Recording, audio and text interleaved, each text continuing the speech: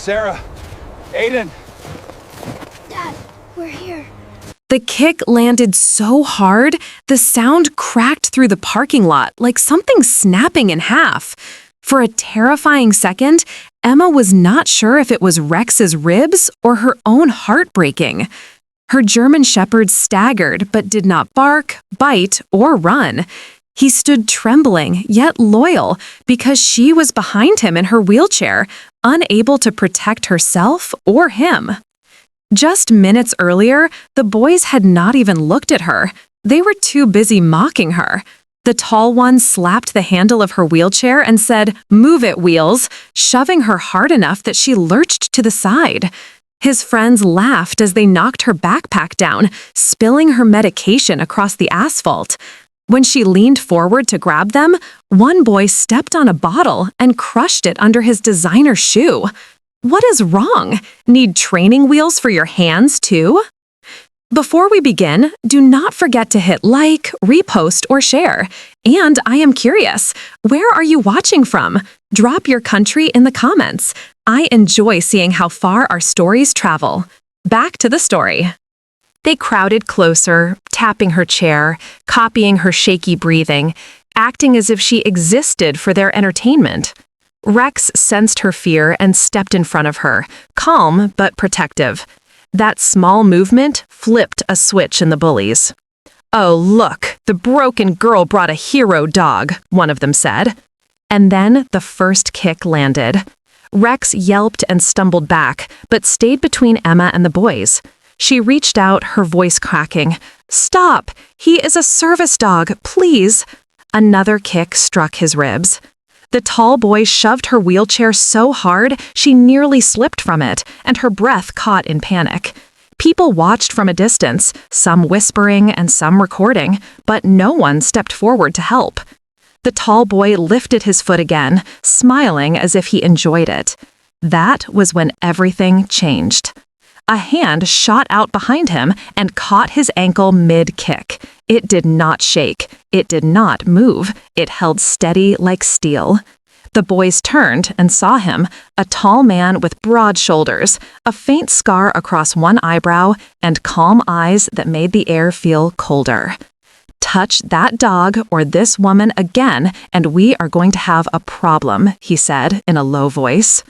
The boys tried to laugh, trying to regain confidence. "Who are you supposed to be, her bodyguard?" The man did not blink. Navy SEAL retired. The snickering died at once. The leader tried to shove him, but the man did not move. In one smooth motion, he twisted the boy's wrist and guided him down to his knees. Not with violence, only enough to take all the power away from him. "This is not punishment," the SEAL said quietly. "This is agitation." The boy whimpered while his friends froze, unable to breathe. "Apologize," the SEAL ordered, to her and to the dog. They rushed through their apologies and ran, almost tripping over each other as they tried to get away. Emma exhaled unsteadily, her hands shaking. The SEAL crouched beside Rex, checking him gently, then looked up at her. "You all right?" She wiped her cheeks. "They pushed me. They kicked him. I could not stop them." "You tried. That is more courage than most people show." She looked around at the silent onlookers. Everyone saw, yet nobody did anything. They were waiting for someone else to be brave first. It happens more than people want to admit. She swallowed. "Why did you step in? You do not even know me." He paused for a moment, something heavy behind his eyes. "Because I have seen what happens when good people stay quiet. I promised myself I would not be one of them." She nodded. "What is your name?" "James," he said with a small smile. "And do not worry, I have you." He took the handles of her wheelchair. Rex limped beside them, still loyal, still trying to lean against her leg for comfort. As they moved across the parking lot together, Emma felt something she had not felt since the boys first approached. Safe. Because sometimes real heroes are not loud, and they do not need capes. Sometimes they appear at the moment you need someone to stand up when everyone else walks away.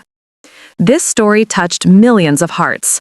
If it touched yours, let us know with a like, comment yes, and subscribe or follow for more stories like this. Whispered something that made Adam look at Sarah differently. Dad, she saved me. She and Titan, they didn't give up on me. Adam cupped Sarah's face gently. You were brave tonight, braver than most grown men I've served with. Sarah shook her head. Titan's the brave one. He never stopped looking. Adam looked at the dog, the limp, the blood, the exhaustion, the fire in his eyes, and he realized something he'd forgotten over years of missions and medals. Real heroes come in all sizes. Some walk on 2 legs, some on 4. As they walked out of the warehouse, dawn breaking through the treetops, Adam carried Sarah on his back while Aiden leaned on Titan for support.